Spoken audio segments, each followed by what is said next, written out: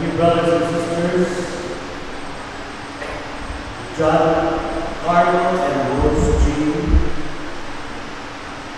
makikitanaw ang Russell John Carlo o Rose Jean na namin ng 224. Pero murang-murang man. Nindot sila mga pangalan, John Carlo J.C. or Jesus Christ. Rose Jean, R.J.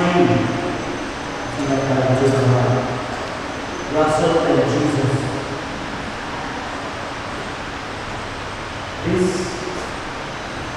This would be meant to be today, tomorrow, forever. Why choose this day? Saint Valentine's, there were three. According to tradition, three martyrs named Valentine. For that reason, during the revision of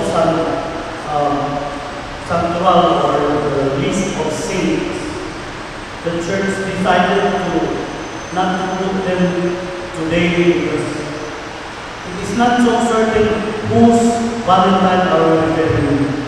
But because there are three, there were three. Manang katawag ang sa ulong sa simbahan, si San Vittorio o si San Cipriano.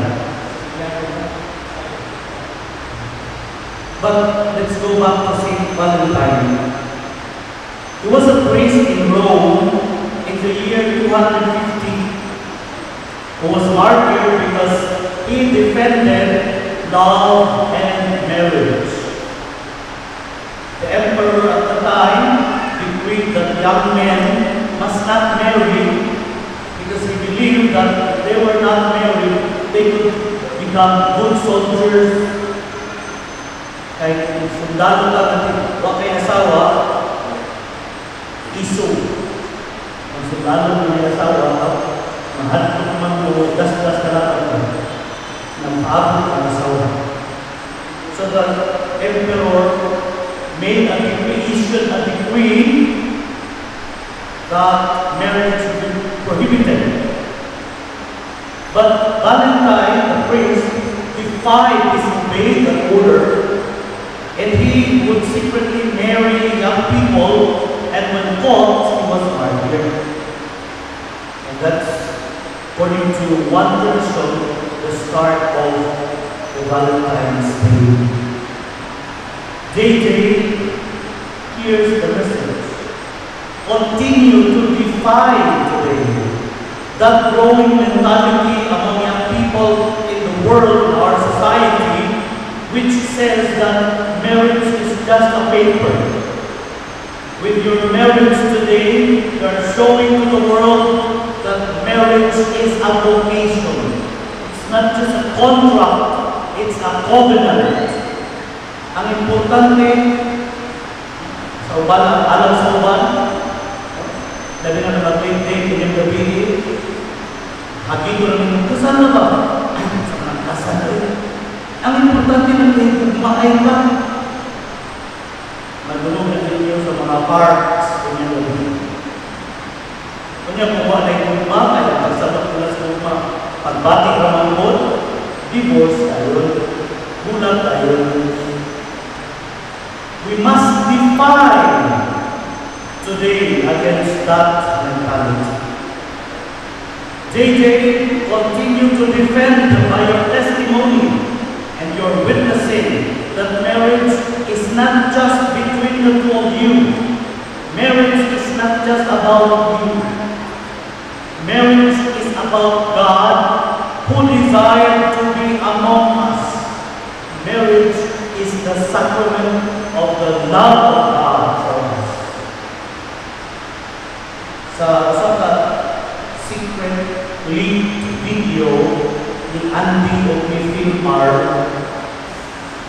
ipapunta na daw ni Andy si Philmar. Philmar, what is love? Yung lumipad si Philmar. A man named Jesus. Faith katulad ninyo. Si Father Philmar po ang lumipad. Love is not a feeling. St. Thomas said, it's a decision to do good to the beloved. Yes, St. Thomas is more correct than those people who would say that love is a nice feeling. But the complete answer is love is a person. And that person is Jesus Christ. Love is Jesus Christ. And JJ continue to proclaim this truth. Only when our love becomes pure like the love of Jesus, only when our love becomes sacrificial like the love of Jesus, only when our love becomes truly committed like the love of Jesus, in short, only when both of you, JJ, become more and more like Jesus, only then can your marriage work. You decided to marry today, Valentine's Day, because you want to defend and proclaim the truth that true love is still possible and it becomes real if Jesus is at the center. Tomorrow, JJ, if your today is full of joy, singing, food, drinks, tomorrow, init-init lang sa sobrang nasulaan. Init-init lang tayo naman. But do you know that there's only one thing we can make for tomorrow? And what is that? A promise. Paano kita kabalog kung sa'yo itawag sa uma? Para ipakita natin matulog mahimog saan. We can only make a promise. Jean-Jacques Rousseau, J.J. Rowling, Ningon siya, those that are most slow in making a promise are the most faithful in the performance of it. Jane, hindi ba si John usog bang musaan? Kaya usog musaan, matay-matay. John, ayaw kayong panaan. Daghan kayo. Wala matay control sa tomorrow. Pero pinisaan, hindi ba control? Ngunit pinaka-importante saan? Naroon matuman ang saan, kinahanglan adunay ugma, pero sigurado na kita naapay ugma. By ourselves, we cannot be certain, but with God, tomorrow brings hope. When you hear the word tomorrow, it invites you to hope, and hope is so essential for married couples. Oftentimes, it is the only bond that could hold both spouses together. Hope. When time comes that love slowly fades, hold on to hope. When the world says, give up, hope whispers, try it one more time. Try it one more time. But this time, try it with God. How do you inject hope into your marriage? By loving and by believing. It is not enough to keep on loving. Ang ingon nila, basta saging, basta loving, baka na. The love must be translated into concrete acts of believing, of trusting each other. When trust is cemented, hope is strong, especially rough times. And you have to do it together. And many times, a lot of times, or else hope will not come out. One author said, hope is like a road in the country. There was never a road, but when many people walk on it, the road comes into existence. Mopodli ang paglaom. Kung sige mong balik-balikan ang aking kasakutan, mutunghak yun ang dalan. Ani mo ng paglaom. If you keep on believing in each other and loving and being patient, hope will emerge. And with hope, you will get a forever. And this is the last forever. Ingon sila sa gugma daw, walay forever. Mga bitter lang sila. Magbulag ang hapon sila. But today, you are facing your forever. When you face each other, ay ganyan sa ito, kamu magdapat magkatubang, higit man mo sa ato matubang na ibigro. When you exchange vows later, you are in front of your forever.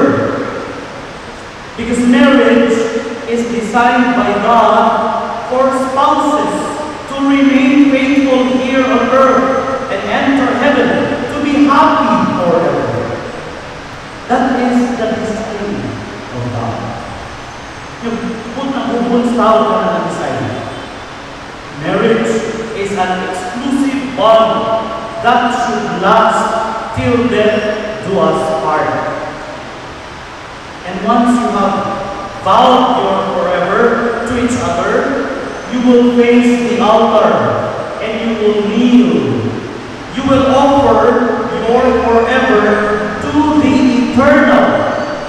Ang aking forever is kalimutan, kinahanglan akong ihanap ngadto sa eternal. Every marriage must be a key to eternity. Every sacramental marriage is willed by God to be a pathway to heaven, a means of sanctification. St. Augustine says, marriage has 3 blessings. The first is children.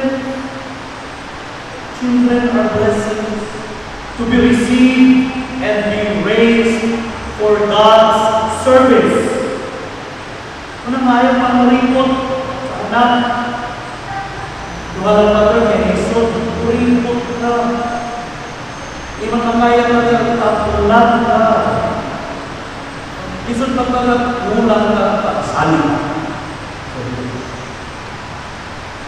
Kasi may plano sa Diyos na sa inyong anak na ay pari, na ay madri, na ay doktor, na ay sunod presidente. O kaya kung makaya presidente, di manipot siya. Kaya kailangan yung kuripot, wala tayong malagad sa inyo, wala tayong galan ang malagad sa inyo. The second is the loyal faithfulness by which each serves the other. That's another blessing in marriage, the loyal faithfulness. The third is the sacrament of matrimony, which signifies the inseparable union of Christ with His church. Kung makakitapan ng tiayon na nakasal sa maning ng tuntunga, makaituntunta kang Kristo kung sa iyang simbahan. JJ, now that you have decided to enter this path, don't be surprised if sometimes the road becomes narrow and lubak-lubak. But as long as you walk through it together,